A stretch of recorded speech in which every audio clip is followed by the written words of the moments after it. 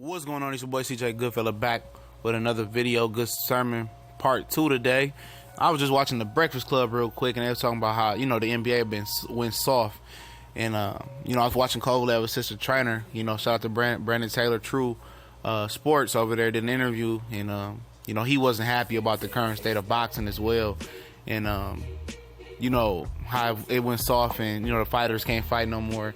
And I agree to a certain degree about that, but let's get into the video. Now, I talked about, boxers switching trainers, which I'm not a promoter of it, especially after one loss. Let your team kind of tweak it and figure it out, because come to who brought you to the buffet, who brought you to the dinner table, who you started eating with. For you to sever ties with a guy just after one loss, just not a promoter of it. I'm going to talk about three guys that I think should, consider a coaching change or make some adjustments into their camp, or bring some, advisor into the camp. And let's start off. This is no particular order, but Adrian Broner is one guy that I think, 80% of boxing, hardcore boxing fans and purists would agree with me that needs to change of scenery and change of coaching. It's no knock on Mike Stafford, but it's just like, it just got to the point like where Tim Bradley got to, where, he was so undisciplined and he just tuned out Joel Diaz. I think Adrian Broner is just done that with Mike Stafford. You could say guys, like Virgil Hunter, people say he don't give good advice in the corner, which I totally disagree with, because he gave great advice. Once I went back and watched the HBO Ward Kovalev one, he gave great advice, and he showed his mastery of changing Andre Ward's game plan for two. It just works with him and Andre Ward. It's hard to change a stubborn mule when they've been a stubborn mule and they've been doing their thing like that for their whole life. So as far as Berto, Angulo, and all them, they are who they are. It's no reflection on Virgil Hunter, but it's just to the point where Adrian is just tuning out Mike Stafford. He gives good advice if you really listen to him, and he's a good coach, but he's just tuning them out. And he's not listening. He feels his head is above the law, the physics of the sport of boxing. And I don't know who can help him. A lot of people said Freddie Roach would be a good guy for him. I think Floyd Mayweather Sr. would be an excellent guy for him, to be stern and disciplined with him.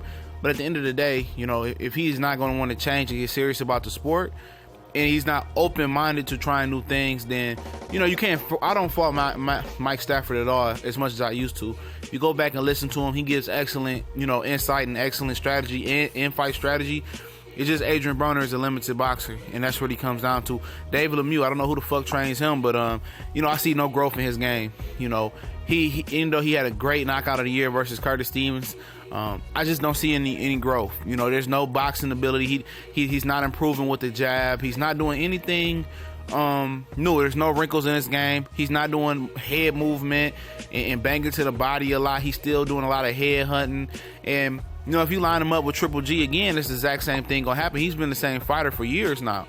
There's no adjustments to his game. Maybe he is a one-trick pony, but it's some adjustments that can be made to his game. Maybe giving him some head movement, a little bit more head movement. Maybe changing the jab, pace of the jab a little bit, shooting the up jab, jabbing to the stomach some. You know what I mean? Developing, the backhand, the right hand, throwing the right. He's all hooks right now. Giving him an uppercut, working on his footwork and changing angles. He came straight down the pipe on Triple G 100 out of 100 times of that fight in 8 punches, and was not able to slip one jab to get inside. No feints, no nothing. He's a very bland fighter. And he's definitely, probably, if I had to put him in order, he's definitely numero uno on the list out of all boxers. These are just 3 I chose. There's no... I don't even have to have special effects. There's no adjustments from him at all. He's just a power horsepower puncher, and he's very bland in his attack. And once you get up to a certain caliber of a boxer, that power, shit ain't gonna work. And Danny Garcia is another guy. No knock on him. I think he needs to bring an advisor in, to help, train him, advisor coach.